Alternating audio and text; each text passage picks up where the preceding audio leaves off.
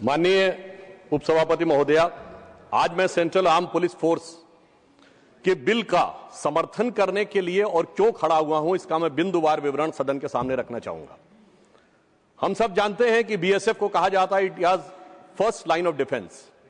देखिए, सेना सीमा पर लड़ती है और जो पुलिस बल है वो अंदर लॉ एंड ऑर्डर को संभालते हैं, मगर सेंट्रल आर्म पुलिस फोर्स एक ऐसी फोर्स है जो सीमा पर भी मोर्चा संभालती है और देश के अंदर भी मोर्चा संभालती है।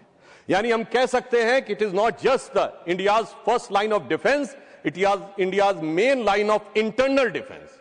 एंड मोदी सरकार is trying its tooth and nail to defend the interest of these forces who are the main line of India's defense. अब इन बलों के प्रति सरकार का जो मूल्यांकन है यदि करना है किसी को, तो मुझे लगता है तीन आधार पर करना चाहिए। एक है कि उनकी कैपेबिलिटी कैसे बढ़ रही है, यानी प्रतिरक्षा क्षमता।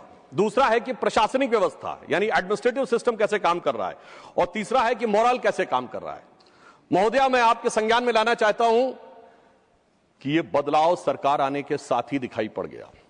2014 26 मई को हमारी सरकार आई और आप सबको ध्यान होगा 2014 से पहले बीएसएफ, वो हमारा सेंट्रल पैरामिलिट्री फोर्स जो कि बॉर्डर पे तैनात रहता था, शेलिंग की बहुत घटनाएं आती थी और उस समय बीएसएफ के डीजी का फोन आया तत्कालीन गृह मंत्री राजनाथ सिंह जी के पास कि सर शेलिंग हो रही है, हमने सफेद झंडा दिखा दिया है। तो पूछा गया सफेद झंडा क्यों दिखाया है, तो कहा गया सब हमें यही आदेश है कि जब शेलिंग हो तो सफेद झंडा दिखाना है। तो गृह मंत्री जी ने उत्तर दिया, अब ये मोदी की सरकार है, अब सफेद झंडा नहीं दिखाना है, जितनी शेलिंग होगी उससे ज्यादा मुंहतोड़ जवाब देना है। और हम सब लोग सर, ये बाकायदा अभी आगे बोल रहा हूं, उससे सबूत आपको स्वयं मिल जाएगा। और सर, ऑथेंटिकेशन यह है कि 2014 के बाद ऑपरेशन सिंदूर के अलावा पिछले 10 साल में कितनी शेलिंग की घटनाएं हुई नहीं दिखाई पड़ती है, इस बात का प्रमाण है। और दूसरा, मैं यह भी कहना चाहता हूं सर, एक कहावत होती है कि जो तो को कांटा बोए ताहे बो तू फूल, मगर हमारी सरकार ने कहा जो देश के विरोध काम करेगा तो जो तो को कांटा बोए ताहे बो तू भाला, वो भी तो समझे जरा कि पड़ा किसी से पाला। और जब से मोदी सरकार से पाला पड़ा है, आपने देखा शेलिंग की घटनाएं रुक गई हैं। अब यह तो थी कि मनोदशा को लेकर मोदी सरकार का मनोरथ क्या था, अब कार्य दशा को लेकर मोदी सरकार का कार्यवृत्त में बताने का प्रयास करता हूं। देखिए, वर्तमान बिल को अगर समझना है तो ये सीएम जो हमारे सेंट्रल आर्म पुलिस फोर्सेज हैं, ये 3 कैटेगरी में है। एक में है जो बेसिक लेवल पे जवान से एंट्री लेते हैं, एक जो ए ग्रेड के ऑफिसर्स हैं यानी जो मिडिल लेवल मैनेजमेंट प्रशासन में काम करते हैं, और एक है जो हायर लेवल प्रशासन में काम करते हैं यानी आईपीएस ऑफिसर। अगर देखा जाए तो इन सारे गजेटेड ऑफिसर्स के बीच में एडमिनिस्ट्रेटिव ऑपरेशनल रेगुलेशन करने के लिए बिल लाया गया है। और जो हमारे विपक्षी सांसदों ने विषय उठाया है, तो मैं बताना चाहता हूं कि जिनको आप जवान कहते हैं वो कांस्टेबल लेवल से आते हैं, फिर उनको एक प्रमोशन मिलता है हेड कांस्टेबल, उसके बाद वो बनते हैं एएसआई, उसके बाद बनते हैं एसआई और इंस्पेक्टर, यानी 4 प्रमोशन वो लगभग प्राप्त करते हैं। मिडिल लेवल पे जो लोग आते हैं वो असिस्टेंट कमांडेंट लेवल पे आते हैं, वो डिप्टी कमांडेंट बनते हैं, फिर कमांडेंट बनते हैं, कहीं कहीं सीनियर कमांडेंट की पोस्ट भी है, और फिर वो डीआईजी बनते हैं। यानी इतने प्रमोशन तो उन्हें स्वतः मिलते हैं और उसमें से आधे लोग आईजी बनने तक की व्यवस्था पाते हैं। अब मैं यहां बताना चाहता हूं कि इस बिल में इसी स्थापित व्यवस्था को व्यवस्थित रूप से परिभाषित करने का काम किया गया है ताकि किसी भी प्रकार का कंफ्यूजन और उसके कारण होने वाली ओवरलैपिंग न रहे। अब यहां एक और बात भी कहना चाहूंगा, इस बिल में एक सबसे बड़ा प्रावधान यह किया गया है कि डीआईजी लेवल पे अब आईपीएस अधिकारियों के लिए कोई भी आरक्षित व्यवस्था नहीं होगी कि जैसे पहले एक परंपरा मानी जाती थी कि 20% पद आरक्षित रहेंगे। अब डीआईजी लेवल तक असिस्टेंट कमांडेंट स्तर के लोग जा सकेंगे, 50% लोग आईजी लेवल तक जा सकेंगे और 1/3 लोग एडिशनल डीजी लेवल तक जा सकेंगे। तो मुझे लगता है बहुत व्यवस्थित व्यवस्था परिभाषित करके दी गई है ताकि ये सभी बलों में समान भी रहे और किसी भी प्रकार के मुकदमेबाजी की स्थिति भी न रहे। और अभी तक भी 45 से 48% लोग आईजी के पद तक पहुंचते हैं। अब यहां पर मैं यह भी बताना चाहता हूं कि जो यह कहा जा रहा है कि इससे मॉरल पर विपरीत प्रभाव पड़ेगा, तो एक स्टैटिस्टिक्स देना चाहता हूं। 10 लाख से अधिक लोग, 11 लाख के लगभग की पैरामिलिट्री फोर्सेस की पूरी स्ट्रेंथ है, इसमें जो गजेटेड ऑफिसर्स हैं वो केवल 1 से 1.5% है। और उनमें भी जो आईपीएस ऑफिसर्स हैं वो उसका भी 1 से 1.5% है, यानी 0.01 से लेके 0.015% पदों के ऊपर इसका प्रभाव पड़ रहा है। इस आधार पर यह कहना कि 11 लाख फोर्सेस के मॉरल पर इसका प्रभाव पड़ेगा, यह तर्क संगत नहीं लगता है। हां, यद्यपि मॉरल की बात अभी हमारे कई विपक्षी सांसदों ने उठाई, प्रोफेसर राम गोपाल जी ने कहा, संजय सिंह जी ने कहा, चौधरी साहब बोल रहे थे, तो मैं याद दिलाना चाहता हूं महोदया, जब संसद के ऊपर आक्रमण हुआ था तो जिन सेंट्रल फोर्सेस के जवानों ने अपनी जान गंवाई थी, अफजल गुरु को सर्वोच्च न्यायालय से फांसी की सजा होने के बाद 7 साल तक क्षमा याचना लंबित रखी गई थी, तब मॉरल नहीं गिर रहा था।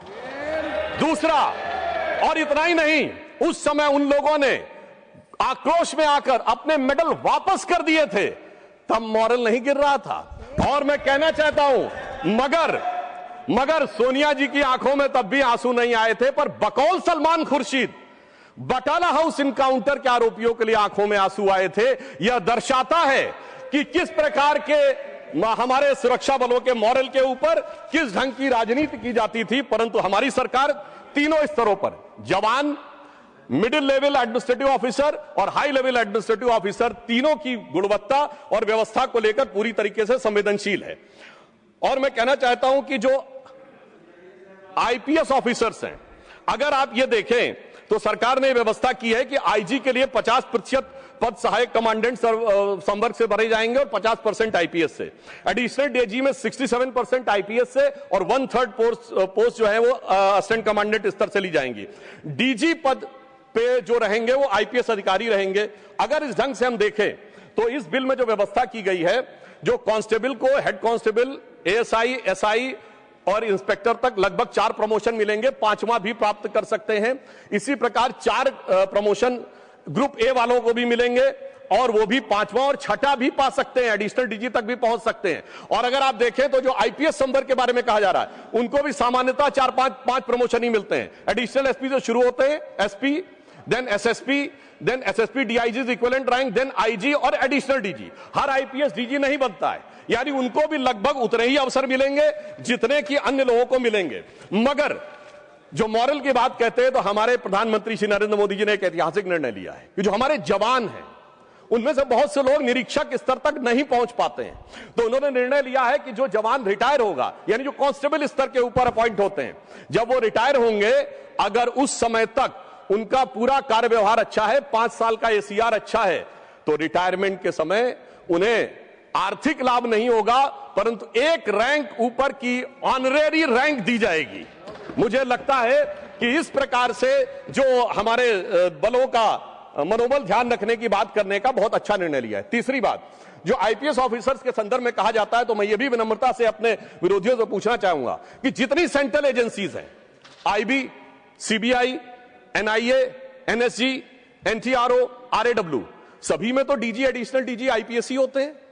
तो अगर यहां पर यह व्यवस्था है तो मुझे नहीं लगता है कि किसी भी प्रकार की इसमें कोई समस्या होने की बात है। फिर भी यदि हमारे जो विपक्षी दल हैं वो ये कहते हैं, तो ध्यान रखना चाहिए, सिर्फ विपक्ष में नहीं, कई जगह सत्ता में भी हैं। तो मैं पूछना चाहता हूं, आपकी आज तक जितनी सरकारें रही हैं और वर्तमान में जितनी राज्य सरकारें हैं, कितने डीजीपी आपने गैर आईपीएस बनाए हैं? मैं पूछना चाहता हूं, सेंट्रल एजेंसीज के चीफ आपने कितने गैर आईपीएस बनाए हैं? और यह विषय सिर्फ आईपीएस और नॉन आईपीएस का नहीं है, विषय यह है कि आज के समय में जब व्यवस्थाएं इतनी जटिल और चुनौतीपूर्ण होती चली जा रही हैं, तो उस समय में एक कोऑर्डिनेशन की जरूरत होती है। अगर आपको एनआईए के साथ भी कोऑर्डिनेट करना है, बीएसएफ को, और उधर स्टेट पुलिस के साथ भी कोऑर्डिनेट करना है, तो जिन लोगों को स्टेट पुलिस में धरातल पर काम करने का भी अवसर मिला हो और दूसरी एजेंसीज में भी वो समान रूप से काम कर रहे हो, तो मुझे लगता है इस कारण से वो कोऑर्डिनेशन अधिक बेहतर और प्रभावी हो सकता है। इसलिए ही यह व्यवस्था की गई है। जैसे मैं एग्जांपल के लिए कहना चाहूं कि अगर सीआईएसएफ स्टेट ये एयरपोर्ट को देखती है और उन्हें सूचना मिले किसी स्टेट की इंटेलिजेंस से कि कोई ऐसा अवांछित व्यक्ति आया है जो कहीं पर सीआरपीएफ को चकमा देकर आने में सफल हो गया है और उसके बारे में एनटीआरओ से कोई इनपुट आया है, तो अब आप सोचिए, आज के जमाने में यदि इस कॉम्प्लेक्स सिचुएशन को ट्रैक करना है तो ऐसा संवर्ग ऊपर के लेवल पे चाहिए जो उन सारी जगहों पे कहीं ना कहीं रह चुका हो और उन जगहों पर कार्य करने का उसको अनुभव हो। तो मुझे लगता है यह व्यवस्था किसी के खिलाफ नहीं है, सबको न्याय देने के लिए और सबकी वस्तुस्थिति को अच्छे ढंग से स्थापित करने के लिए की गई है। अगली जो आपत्ति उठाई जा रही है वो ये है कि आईपीएस संवर्ग के लिए प्रतिनियुक्ति की व्यवस्था क्यों की जा रही है। तो मैं कहना चाहता हूं विगत 78 वर्षों से यही व्यवस्था इन सारी संगठनों में हमेशा से चली आ रही है। केवल इस बिल के द्वारा उस व्यवस्था को एक स्थापित व्यवस्थित रूप प्रदान किया जा रहा है, यानी एक स्ट्रक्चर्ड फॉर्म प्रदान किया जा रहा है। इससे पहले भी डेपुटेशन पर ही वो लोग आते थे और डेपुटेशन पर ही कार्य करते थे। और फिर मैं एक और बात पूछना चाहता हूं, देखिए साहब, जैसे इंडियन एडमिनिस्ट्रेटिव सर्विसेज होती है तो सेंट्रल सेक्रेटेरिएट सर्विसेज से आके कोई सेक्रेटरी गवर्नमेंट ऑफ इंडिया नहीं बनता। आज अगर आप ये कहेंगे कि इंडिया की सेंट्रल आर्म पुलिस फोर्स का प्रमुख इंडियन पुलिस सर्विस का व्यक्ति नहीं होगा तो किस सर्विस का व्यक्ति होना चाहिए? यह संविधान की भावना के भी अनुरूप है और यूनियन पब्लिक सर्विस कमीशन जिस आधार के ऊपर चयनित करता है, क्योंकि डिफरेंट एंट्री लेवल पे डिफरेंट अपॉर्चुनिटीज एक डिफरेंट स्तर तक ही मिलती हैं और इसी कारण से यह विषय जो है व्यवस्थित रूप से रखने का प्रयास किया गया है। हां, यह मैं जरूर बताना चाहता हूं, अगला प्रश्न यह उठाया जाता है जो अभी हमारे एक साथी ने उठाया कि धरातल के ऊपर उच्च अधिकारी नहीं जाते हैं। तो मैं याद दिलाना चाहता हूं, अभी पिछले साल फरवरी के महीने में छत्तीसगढ़ और तेलंगाना के बॉर्डर पर कोरागुट्टा के पहाड़ के ऊपर एक बड़ा एंटी नक्सल ऑपरेशन हुआ जो छत्तीसगढ़ पुलिस और सेंट्रल रिजर्व पुलिस फोर्स का ज्वाइंट ऑपरेशन था। 21 दिन तक वो ऑपरेशन चला जिसमें 31 नक्सली मारे गए और डीजी सीआरपीएफ मौके के ऊपर उस कोरगुट्टा पहाड़ी के ऊपर मौजूद थे, क्योंकि प्रधानमंत्री मोदी जी की सरकार में यह ध्यान रखना होता है कि मंत्री हो या अधिकारी सब जमीन से जुड़े रहते हैं। मगर मैं कहना चाहूंगा कि हमारे जो विपक्ष के लोग हैं, यहां अफसर तो छोड़िए, मंत्री तो छोड़िए, इन लोगों के सर्वोच्च नेता भी जमीन से जुड़े कम और उड़े ज्यादा रहते हैं और उड़ते भी ऐसे हैं कि देश से भी उड़कर जब तक विदेश पहुंच जाया करते हैं। तो मुझे लगता है जो जुड़े कम और उड़े ज्यादा रहते हैं उन्हें धरातल की समझ कम होती है। सर, ये बिल पर ही बोल रहे हैं। अरे साहब सुनिए, अरे सुनिए, रूरल डेवलपमेंट में वेस्ट एशिया की चर्चा कर चुके हैं आप लोग, मैं तो बिल पर ही बोल रहा हूं। अब मैं एक और बात बताना चाहता हूं। देखिए, आईपीएस अधिकारियों से लेके समूह का के अधिकारियों से लेके प्रमोशन को लेकर, प्रशासनिक व्यवस्था को लेकर कितनी अच्छी समझ है इन लोगों की। याद करिए, इनकी पार्टी के एक नेता ने स्टेटमेंट दिया था 2023 में कि भाई ये बताइए सेक्रेटरी गवर्नमेंट ऑफ इंडिया में कितने ओबीसी हैं। अब उन्हें यही नहीं पता कि उस समय तक 1994 बैच के जो आईएएस ऑफिसर थे वो सेक्रेटरी गवर्नमेंट ऑफ इंडिया थे।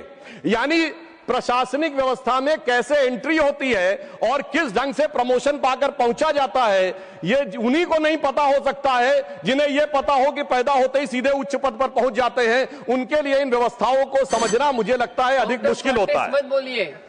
अब मैं ये भी बताना चाहता हूं कि इतना ही नहीं, मैं बिल्कुल विषय पे बोल रहा हूं और दृढ़ता के साथ यह विषय रखना चाहता हूं। कांग्रेस पार्टी के एक सर्वोच्च नेता ने बोला था, यह कहा था जनवरी 2025 में कि हमें संघ भाजपा से नहीं इंडियन स्टेट से भी लड़ना है। इंडियन स्टेट का डिफेंडर कौन है? इंडियन स्टेट का डिफेंडर कौन है? Central administrative police force Indian state के डिफेंडर्स हैं और इसलिए मैं कहना चाहता हूं उनको हम डिफेंड करने के लिए खड़े हुए हैं, जिनको कि आप लोग जिन पर अटैक करने की बात करते हैं। और वह बात भी मैं सब प्रमाण बोलता हूं। आज भी इनकी मानसिकता क्या है? अभी 16 अप्रैल 2024 को छत्तीसगढ़ के कांकेर जिले में एक मुठभेड़ हुई जिसमें 29 नक्सली मारे गए और छत्तीसगढ़ के कांग्रेस के नेताओं ने और वहां के पूर्व मुख्यमंत्री ने यह कह दिया कि ये तो गरीब आदिवासी थे, ये मुठभेड़ फर्जी थी। और सर 2 दिन के बाद 18 अप्रैल 2024 को नक्सली संगठनों ने यह प्रेस रिलीज जारी कर दी कि मुठभेड़ में उनके इतने लोग मारे गए। मुझे लगता है ये अपने आप में इस बात का प्रमाण है कि इस तरह के संवेदनशील विषय के ऊपर केंद्रीय सुरक्षा बलों के जो मॉरल के ऊपर, उनकी मानसिकता और मनोदशा के ऊपर जो राजनीति की जाती है, उस राजनीति से बचने का प्रयास करना चाहिए। और फिर मैं एक दुखद उदाहरण याद दिलाना चाहता हूं, सारे देश को याद होगा। 6 अप्रैल 2010 को दंतेवाड़ा में 76 सीआरपीएफ के जवान शहीद हो गए थे। उनकी दर्दनाक मृत्यु हुई, पर मीडिया में यह भी समाचार आए थे कि कई जगहों पर जश्न मनाया गया था। और जश्न मनाने के बाद उस समय इस जश्न का भी विरोध किसने किया? सत्ता में बैठे लोगों ने नहीं किया था, विपक्ष में भी हम ही ने किया था, भाजपा ने किया था, संघ ने किया था और यूनिवर्सिटी में अखिल भारतीय विद्यार्थी परिषद ने किया था।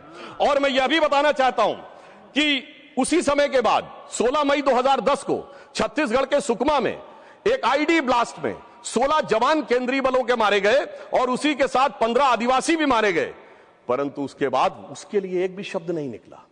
बड़े आश्चर्य और दुखद की बात है कि जिस प्रकार के लोग, और मैं सभापति महोदय यह भी कहना चाहता हूं, भारत के केंद्रीय सुरक्षा बल अपनी जान पर खेलकर जिस नक्सल समस्या से लड़ रहे थे और उस समय की कांग्रेस सरकार की सुप्रीम लीडर की अध्यक्षता में हो रही super cabinet national advisory council के कई सदस्य ओपनली उस समय माओवादियों के समर्थन और हमारे केंद्रीय सुरक्षा बलों के आरोपित करते हुए स्टेटमेंट देते थे। मैडम, ये सीएपीएफ के अगेंस्ट में दिए गए स्टेटमेंट है, अगर होगा तो मैं कोट भी कर दूंगा, इसलिए मैं बिल्कुल विषय के ऊपर ही बोल रहा हूं। और इतना ही नहीं, वो तो छोड़िए, गृह मंत्री लोग क्या बोलते थे। चिदंबरम साहब ने 22 सितंबर 2011 को, ये इंडियन एक्सप्रेस में खबर छपी हुई है, उनका स्टेटमेंट वाइडली सर्कुलेटेड है मीडिया में, जिसमें उन्होंने कहा माओवादियों से आपको कुछ करने की जरूरत नहीं है, ना आप हथियार छोड़िए, ना अपना संगठन समाप्त करिए, ना विचारधारा छोड़िए, बस केवल बातचीत के लिए आ जाइए और अपना विचार भी नहीं बदलिए। मगर अब हमारी सरकार है, गृह मंत्री अमित शाह जी के नेतृत्व में, अब हथियार भी छोड़ने पड़ेंगे, विचार भी बदलने पड़ेंगे और राष्ट्र की मुख्य धारा में भी आना पड़ेगा। और सभापति महोदय, अगर आप मॉरल की बात करते हैं तो एक मॉरल दूसरे गृह मंत्री जी का भी था, जिन्होंने सितंबर 2024 में जाकर यह कहा कि जब वो कश्मीर में जाते थे, यद्यपि सेंट्रल पैरामिलिट्री फोर्सेस उनको पूरी सिक्योरिटी दे रहे होते थे, तो उनकी हालत क्या होती थी, वह शब्द असंसदीय है, उसे बोला नहीं जा सकता।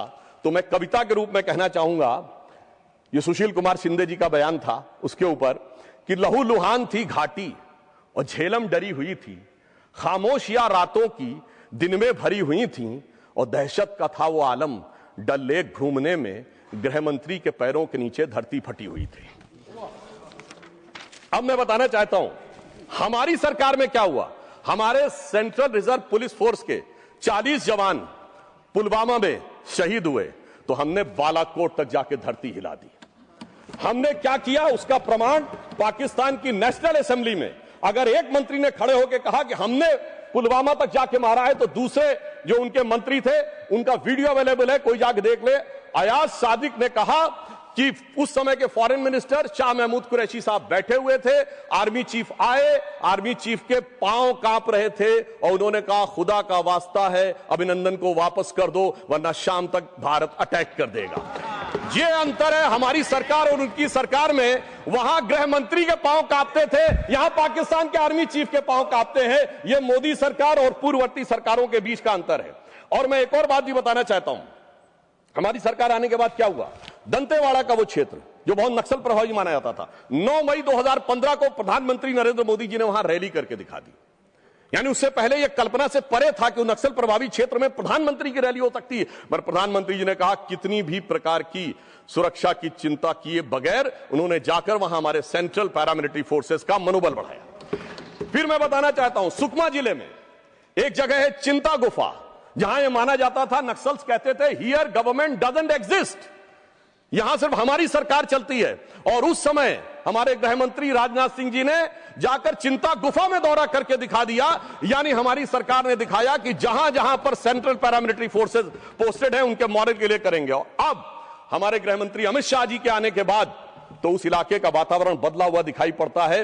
वो बस्तर जहां कभी नक्सली घटनाएं होती थी, आज 2024 और 2025 में बस्तर में ओलंपिक करके दिखा दिया। और गृह मंत्री अमित शाह जी ने उन नक्सल प्रभावित क्षेत्रों में जहां पर कि दौरा करने के लिए पूर्ववर्ती सरकारों के मन में, मंत्रियों में भय रहता था, वहां रात्रि प्रवास करके दिखा दिया। और इतना ही नहीं, उस जो कार्यक्रम में कोई सरकारी कार्यक्रम नहीं था, बस्तर ओलंपिक 2024 में 1,65,000 युवाओं ने सहभागिता की और 2025 के ओलंपिक में 3,91,000 युवाओं ने सहभागिता की। अर्थात जन जन का समर्थन और सुरक्षा बलों का मनोबल दोनों को एक साथ हमने आगे लाकर करने का प्रयास किया और यह तभी संभव हो पाया जब सिक्योरिटी फोर्सेस की पूरी कैपेबिलिटी और सरकार को उनका पूरा समर्थन था। और फिर एक दूसरे सांस्कृतिक कार्यक्रम का आयोजन किया गया जिसमें राष्ट्रपति द्रौपदी मुर्मू जी गई इसी फरवरी में उद्घाटन में और गृह मंत्री अमित शाह जी ने समापन किया। यानी इस प्रकार से अगर देखा जाए तो उस वातावरण में जहां पर कि सेंट्रल पैरामिलिट्री फोर्सेस के लिए बहुत बड़ी चुनौती रहती थी, वहां आज एक सकारात्मक वातावरण बना। मगर सभापति महोदया, कुछ पैरामिलिट्री फोर्सेस ऐसे जिनका नाम भी कुछ याद दिलाता है, जैसे Indo Tibetan border police, Bharat Tibbat सीमा पुलिस। यह नाम याद दिलाता है कि जब भारत आजाद हुआ तो भारत की सीमा तिब्बत से मिलती थी, चीन से नहीं मिलती थी। भारत तिब्बत सीमा पुलिस उस बात का प्रमाण है। मगर क्या करें, अचकन शेरवानी पहनने वाले, उर्दू और अंग्रेजी बोलने वाले, मंदिर के में डिप्रेशन महसूस करने वाले पंडित जी की शेरवानी में लगे हुए गुलाब ने इतने कांटे बो दिए कि भारत तिब्बत सीमा पुलिस, आज भारत तिब्बत सीमा भारत चीन की सीमा में आ गई और वो कांटे आज तक भारत के हृदय में पड़े हुए हैं। दूसरी बात मैं याद दिलाना चाहता हूं, हमारे बहुत प्रबुद्ध लोग बैठे हुए हैं विपक्ष की तरफ। इंडो तिब्बतन बॉर्डर पुलिस की स्थापना कब हुई? 24 अक्टूबर 1962। 20 अक्टूबर 1962 को चाइना ने अटैक कर दिया, तब याद आया कि सीमा की सुरक्षा के लिए कोई बल भी होना चाहिए। इसके लिए संस्कृत में कहावत होती है, प्रोदीप्ते भवने चकूप खननम, यानी आग लगने की संभावना हो तो पानी पहले से मत रखो, जैसे ही भवन में आग लगे वैसे ही कुआं खोदना शुरू करो। मुझे लगता है कि यह दूरदृष्टि कैसी थी भारत की सुरक्षा के लिए। यह आईटीबीपी का जो स्थापना और उसका वातावरण यह दिखाता है। अब इसमें कौन सी बुद्धि कही जाए सभापति महोदय, चूंकि बाल बुद्धि शब्द अब आजकल असंसदीय हो गया है तो उसको मैं प्रयोग नहीं करूंगा। अगर आ की जगह ए की मात्रा लगा दी जाए तो शायद वह बुद्धि इस प्रकार की परिस्थितियों के लिए अधिक युक्ति संगत साबित होगी। मैं दूसरा उदाहरण देना चाहता हूं कि सुरक्षा बलों में सेंट्रल पैरामिलिट्री फोर्सेस का राजनीतिक आधार पर दुरुपयोग करके कैसी समस्या उत्पन्न की जाती है। 2 जून 1995 का लखनऊ का स्टेट गेस्ट हाउस कांड, 31 मई 1995 को मान्यवर काशीराम जी ने तत्कालीन मुलायम सिंह यादव सरकार से समर्थन वापसी का लेटर लिखा था और वो लेटर भी मेरे पास अगर कहेंगे तो ऑथेंटिकेट कर दूंगा, जिसमें उन्होंने साफ साफ लिखा कि एससी एसटी के ऊपर होने वाली कंसिस्टेंट एट्रोसिटीज और सरकार के द्वारा कोई सुनवाई न होने के कारण, और उन्होंने यह भी लिखा कि भयंकर रिगिंग पंचायत चुनावों में होने के कारण हम उस सरकार से समर्थन वापस लेते हैं। और उन्होंने सेंट्रल पैरामिलिट्री फोर्सेस की सिक्योरिटी की डिमांड की और उस समय केंद्र में कांग्रेस की सरकार थी, परंतु इसके बावजूद सीआईएसएफ जो लखनऊ में थी वो नहीं पहुंची। 2 जून 1995 का वो वाकया है। उस समय उनका एक संदेशवाहक लखनऊ में भारतीय जनता पार्टी कार्यालय में हमारे तत्कालीन प्रदेश अध्यक्ष कलराज मिश्रा जी के पास आया, अटल जी से बात की गई, उन्होंने भी नरसिम्हा राव जी से बात किया तो कहा गया सीआईएसएफ की यूनिट तो है लखनऊ में मगर वो मुहर्रम के ताजिए की खिदमत में लगी हुई है, इसलिए तत्काल पहुंचना मुश्किल होगा, उसमें कुछ घंटे लगेंगे। और उस समय वातावरण यह था कि वो कुछ घंटे बहुत भारी पड़ने वाले थे अगर सेंट्रल पैरामिलिट्री फोर्सेस नहीं पहुंचते, क्योंकि यूपी पुलिस का जो रवैया था वो बहुत साफ सबको दिखाई पड़ रहा था। मगर क्या बताएं सभापति महोदया, उस समय अपनी जान पर खेलकर हमारे तत्कालीन नेता स्वर्गीय ब्रह्मदत्त द्विवेदी जी भाजपा कार्यकर्ताओं को लेकर गए और तब जाकर वहां पर मायावती जी की जान बचाने की स्थिति बनी। अगर समय रहते हुए सीआईएसएफ को भेज दिया गया होता तो यह परिस्थिति नहीं होती। मगर क्या बताएं, इधर बसपा के दलित विधायकों के जनाजे निकलने की बात हो रही थी, पर सीआईएसएफ जो था वो ताजिए की यात्रा की खिदमत में लगा हुआ था। और वैसे मैं थोड़ा सा विषयांतर होते हुए एक और भी बात कहना चाहूंगा। आजकल खमैनी साहब का बड़ा नाम लिया जाता है, जो शियाओं के धर्मगुरु थे, मगर साहब लखनऊ में शियाओं का मुहर्रम का जुलूस निकलने नहीं दिया जाता था, प्रतिबंध रहता था। वो तब शुरू हुआ जब अटल जी की सरकार आई 22 साल के बाद, तब जाके शियाओं का मदे साहबा का जुलूस निकलना शुरू हुआ, क्योंकि केंद्रीय सुरक्षा बलों का भी जो प्रयोग है वो धरातल पे तौल के किया जाता है। ये वाला वोट बैंक मजबूत है तो कोई बात, इसमें भी कौन शिया मजबूत है कि सुन्नी मजबूत है उसके आधार पर सीआईएसएफ के डिप्लॉयमेंट को देखा जाता था। अब यहां मैं ये कहना चाहूंगा, आज भी आपने देखा होगा बीएसएफ के ऊपर इस प्रकार के आरोप लगते थे जब कांग्रेस की सरकार थी कि बांग्लादेश से इन्फिल्ट्रेशन हो रहा है। मैं कहना चाहता हूं बीएसएफ की गलती नहीं थी, लैंड बाउंड्री एग्रीमेंट ही नहीं था। आधा गांव बांग्लादेश में, आधा गांव भारत में। 2016 में मोदी जी की सरकार ने आने के बाद वहां पर डिमार्केशन किया, लैंड बाउंड्री एग्रीमेंट हुआ। अब या तो गांव भारत में है या गांव बांग्लादेश में है। उसके बाद वहां कांटे की बाढ़ लगाई गई। इस कारण से अब इन्फिल्ट्रेशन रुका। मगर एक राज्य है जहां अभी तक भी फेंसिंग नहीं हो सकी है, वो है पश्चिम बंगाल। इसलिए अगर वहां पर बीएसएफ को जमीन नहीं मिल रही है तो मेरे विपक्षी साथियों से मैं पूछना चाहूंगा कि सेंट्रल पैरामिलिट्री फोर्स या सेंट्रल आर्म पुलिस फोर्सेस के लिए आपके मन में क्या है, यह इस बात से बहुत साफ हो जाता है। हाँ, एक बात मैं और कहना चाहता हूं कि चुनावों में 1989 तक सेंट्रल आर्म पुलिस फोर्सेस का उपयोग नहीं होता था। टीएन शेषन जी ने इसकी शुरुआत करवाई। पहले लोकल पुलिस यूज होती थी और जब तक लोकल पुलिस यूज होती थी धड़ाधड़ चुनाव जीतते थे। जब से central arm paramilitary forces 96 onwards deploy होने शुरू हो गई हैं, क्योंकि वो उस राज्य के नहीं होते हैं, उनका किसी प्रकार का कोई कनेक्शन और वो नहीं होता है, उसके बाद से कांग्रेस और हमारे विपक्षी दलों के दिन थोड़ा गर्दिश में आने लगे हैं। क्योंकि पुराने जमाने में जैसे बूथ कैप्चरिंग और अन्य चीजें होती थी, सीएपीएफ के जवानों के द्वारा वो संभव नहीं होती। और मैं कह सकता हूं कि चुनावी ड्यूटी में हमारे सेंट्रल आर्म पुलिस फोर्सेज ने बहुत ईमानदारी, दृढ़ता और तत्परता के साथ काम किया है। आज भी पश्चिम बंगाल चुनाव में यह सवाल उठाया जाता है कि इतनी कंपनीज सीआरपीएफ की क्यों भेजी जा रही हैं। उसका बड़ा स्पष्ट सा कारण है। पहले 6-7 चरणों में चुनाव हो रहे थे, तो एक जगह से कंपनी रहेगी, दूसरे चरण में चली जाएगी, तीसरे में, अब 2 चरण में चुनाव है, तो मानी हुई बात है 3 गुनी अधिक कंपनीज की आवश्यकता तो होगी। इसलिए मैं अपने विपक्षी दलों से कहना चाहता हूं कि सेंट्रल आर्म पुलिस फोर्सेस के ऊपर किसी भी प्रकार की इस प्रकार की राजनीति से बचने का प्रयास करना चाहिए। जहां तक फोर्सेस की बात है तो इनके मॉडर्नाइजेशन के संदर्भ में, कल्याण के संदर्भ में ड्यूटी पे मृत्यु के दौरान 25 लाख और अगर एक्शन के दौरान मृत्यु होती है तो 35 लाख की व्यवस्था की गई है। व्यावसायिक शिक्षा पाने वाले जवानों के, जो हताहत जवान हैं, उनके बच्चों विधवाओं के लिए 3000 रुपए महीने की स्कॉलरशिप की व्यवस्था की गई है। 2022 में सीएपीएफ पुनर्वास योजना शुरू की गई है। और दुर्गम क्षेत्रों में जाने के लिए अगर देखा जाए तो हवाई यात्रा की सुविधा भी की गई है। आधुनिकीकरण के लिए भी, सेंट्रल आर्म पुलिस फोर्सेस के आधुनिकीकरण के लिए भी कई मैकेनिज्म बनाए गए हैं। Indian cyber crime coordination centre बनाया गया है, national cyber crime portal centre बनाया गया है और 2021 में citizens financial cyber fraud reporting and management system बनाया गया है, जिसके द्वारा 1930 हेल्पलाइन का प्रयोग करते हुए अब तक 17.82 लाख शिकायतें और 5500 करोड़ रुपए जनता के डूबने से बचाए जा चुके हैं। इसलिए मैं महोदया यह कहना चाहता हूं कि हमारी सरकार ने सेंट्रल आर्म पुलिस फोर्सेस की व्यवस्था, सेंट्रल आर्म पुलिस फोर्सेस की मनोदशा और सेंट्रल आर्म फोर्सेस की एडमिनिस्ट्रेटिव कैपेबिलिटी, तीनों के लिए बहुत शानदार तरीके से, संवेदनशील तरीके से काम किया है। और इतना ही नहीं, इस वातावरण को बढ़ाने के लिए, इस वातावरण को और बेहतर करने के लिए अगर देखें तो गृह मंत्री अमित शाह जी ने एक और अनोखी पहल की शुरुआत की है। उन्होंने जवानों को वृक्षारोपण के कार्य के लिए लगाया है। वृक्षारोपण के कार्य से एक सकारात्मक वातावरण उत्पन्न होता है और उसमें अब तक 7 करोड़ पौधे हमारे सीएपीएफ के जवानों के द्वारा लगाए जा चुके हैं। अर्थात अब और एक और बात यह है कि पहली बार सीआईएसएफ में महिला बटालियन अलग से स्थापित करने की व्यवस्था प्रधानमंत्री मोदी जी की सरकारों ने की है। और जो हॉरिजॉन्टल व्यवस्था रिजर्वेशन की कई स्थानों के ऊपर सीएपीएफ में हमारी सरकार ने की है। सेना से आने वाले अग्निवीरों के लिए भी यहां पर पदों को आरक्षित करने की व्यवस्था सीएपीएफ में की है, ताकि आर्म फोर्सेस के साथ एक बेहतर तारतम्य बना रहे।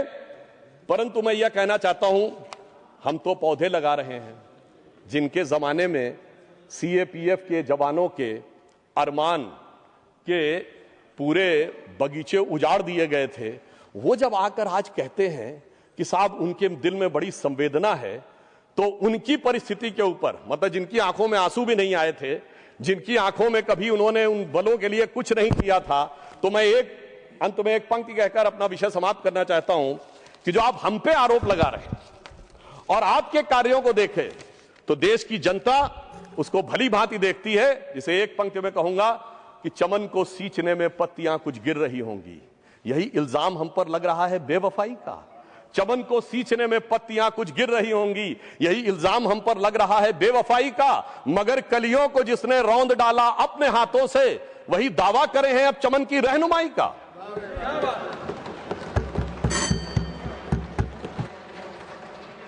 Next Shri Digvijay Singh ji, 20 minutes.